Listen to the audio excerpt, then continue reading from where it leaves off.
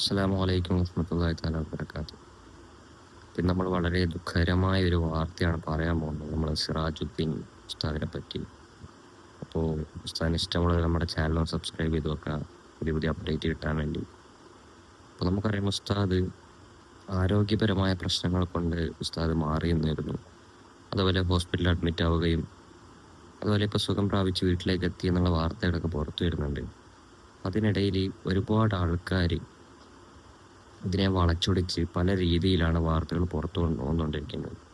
ഉസ്താദിന് അപകടം സംഭവിച്ചു, അതുപോലെ ഉസ്താദ് സീരിയസ് ആയിട്ടുള്ള അവസ്ഥയിലാണ്, അങ്ങനെ പല പല കാര്യങ്ങളാണ് ഉസ്താദിനെ പറ്റി പുറത്തു വന്നുകൊണ്ടിരിക്കുന്നത്. നൗഷാദ് ബാക്കവി പോലും ഒരു പ്രഭാഷണത്തിൽ പറയുകയുണ്ടായി, ഉസ്താദിന് കുഴപ്പമൊന്നുമില്ല, ഉസ്താദ് ഡിസ്ക്പരമായ പ്രശ്നങ്ങൾ കൊണ്ട് ഹോസ്പിറ്റലിൽ പോയി അത് സർജറി ചെയ്യാതെ എങ്ങനെ മാറ്റാം എന്നുള്ളൊരു പരിശ്രമത്തിലാണ് ഉസ്താദ് ഇപ്പോൾ ഉള്ളത്. അതായത് ആയുർവേദിക് ചികിത്സ, നന്നായിട്ട് റെസ്റ്റ് എടുക്കാം, നമുക്കറിയാം നടുവിനൊക്കെ വേദന വന്നതിന് എന്താ അവസ്ഥ. അപ്പോൾ വാഹനാപകടം ഒന്നും ഉണ്ടായില്ല, മാഷാ അല്ലാഹ്. എല്ലാവരും ദുആ ചെയ്യുക ഉസ്താദ് പഴയ പോലെ തിരിച്ചു വരാനായി. അപ്പോൾ അസ്സലാമു അലൈക്കും.